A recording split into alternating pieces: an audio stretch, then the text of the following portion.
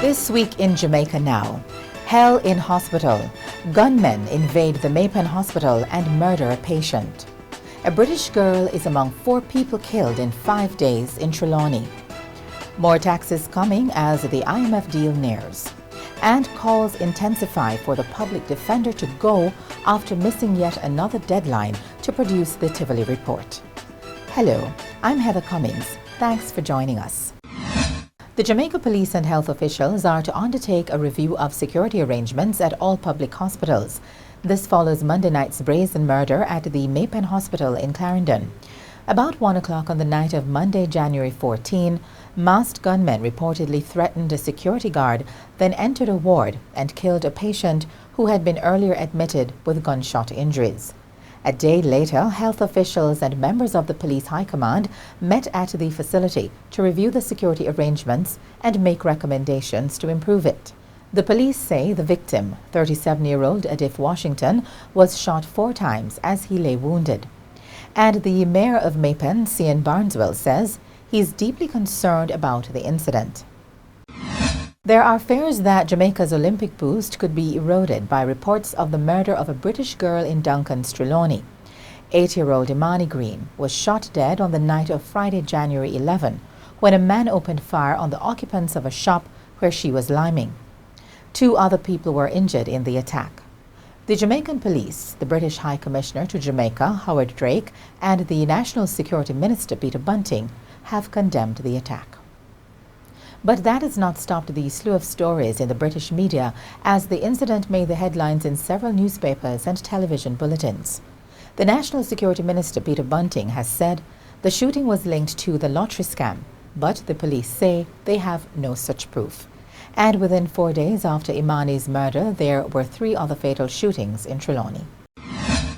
The government is warning Jamaicans to brace for more taxes as it prepares to sign a deal with the International Monetary Fund, IMF.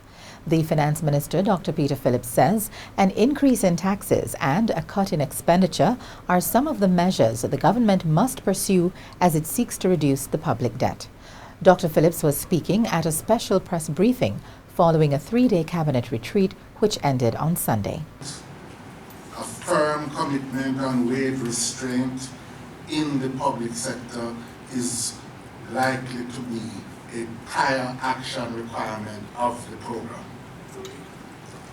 A prioritization of expenditures in order to achieve the 7.5% primary surplus and divestment of public assets. And Prime Minister Portia Simpson-Miller has stayed away from saying whether Jamaica has any backup plans should the IMF deal fail to materialize.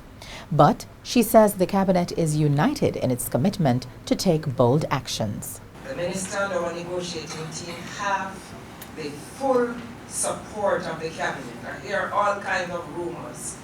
I don't know in whose interest, or that would be in the interest of the Prime Minister or any member of the cabinet not to give full support to what is taking place in the government. We believe in joint government.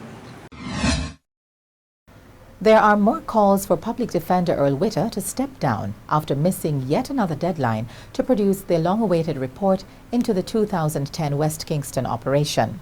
70 people were killed when members of the security forces led an operation into West Kingston aimed at capturing alleged drug lord Christopher Dudus Coke. Convener of lobby group Families Against State Terrorism, Yvonne McCalla-Sobers, says it is unacceptable that 16 months after the first missed deadline, Earl Witter is yet to submit his report to Parliament. Generation 2000, the young professional arm of the Jamaica Labour Party, also wants the public defender to go. According to G2K, the public defender's failure to submit the Tivoli incursion report is reprehensible. Health Minister Dr. Fenton Ferguson has sought to allay fears following confirmation that 3 cases of malaria have been found in Jamaica. But Dr. Ferguson says the local health team is prepared to deal with the cases. From the report, those treatments seem to be successful. We have sent in the surveillance team into St. Anne in his community to make sure that family members, neighbors, and within a certain radius, we do that once you identify a case. The malaria virus is carried by the Anopheles mosquito and transmitted when the mosquito bites an infected person and then another. And that's it for this edition of Jamaica Now, your weekly review of the big news stories. Please continue to share your thoughts with us at onlinefeedback@gleanerjm.com. Tune in to Power 106 FM for regular updates and follow us on Twitter at Jamaica Gleaner. I'm Heather Cummings, inviting you to join us again for another edition of Jamaica Now. And as we go, we bring some of the images of Kingston captured, taken by photographers in the Jamaican capital.